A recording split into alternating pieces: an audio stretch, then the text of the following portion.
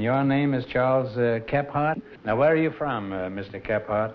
Altoona, Pennsylvania, Mr. Monks. Have you got a job? Oh, yes, sir. I got a fine job. I'm employed as a photo engraver here in Los Angeles for the Herald Express. Do you have any hobbies to keep you busy when you're away from the paper? Oh, yeah. I have three very lovely hobbies. How old are they?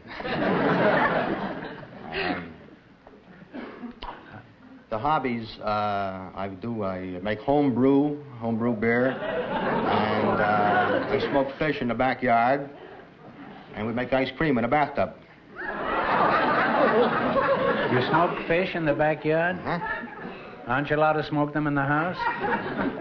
You say you make your own home brew, huh? Mm-hmm. I don't know whether if the news has gotten around to you yet, Charlie, but you know you can buy beer legally now.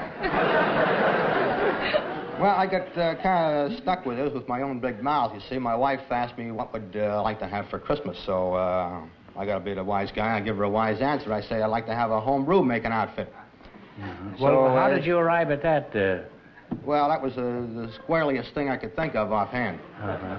Well, did you always dream of being a kind of an amateur bootlegger?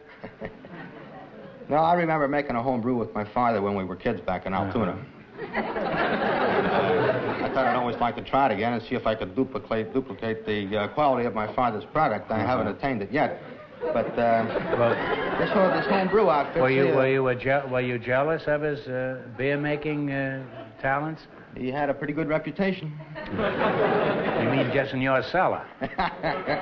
Now, how much do you make at a time of this? Well, it's a 12-gallon crack. We make 12 gallons at a crack. Now, wait a minute. I didn't get that. You have a 12-gallon crack, and you make a... Crock. And you make it in a 12-gallon crock. 12 gallons in the crock at a crack.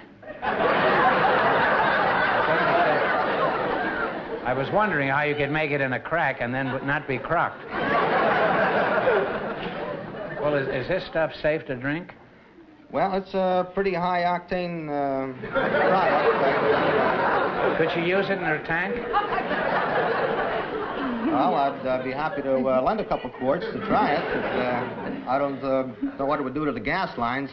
It's pretty high-octane. Has it got a very big kick? Oh, boy.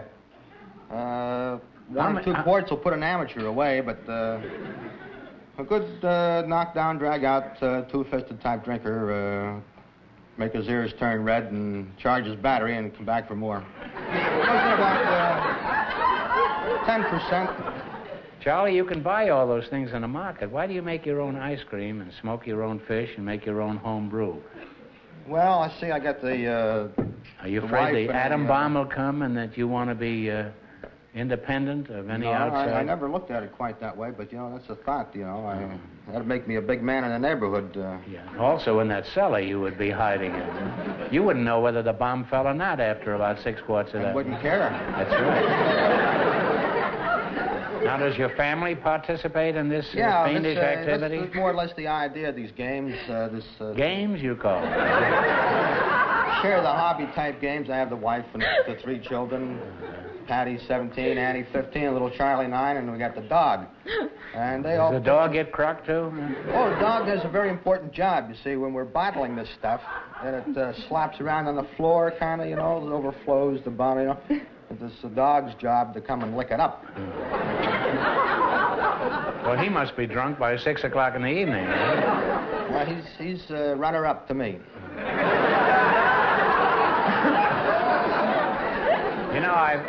You hear about togetherness all the time, but you forget that it really exists. So here's a family. Here's a man, his wife, 3 children, and a dog, all crocked by midnight. Well, enough of this conversation. I'm getting a hangover looking at you. And I'm getting thirsty. What?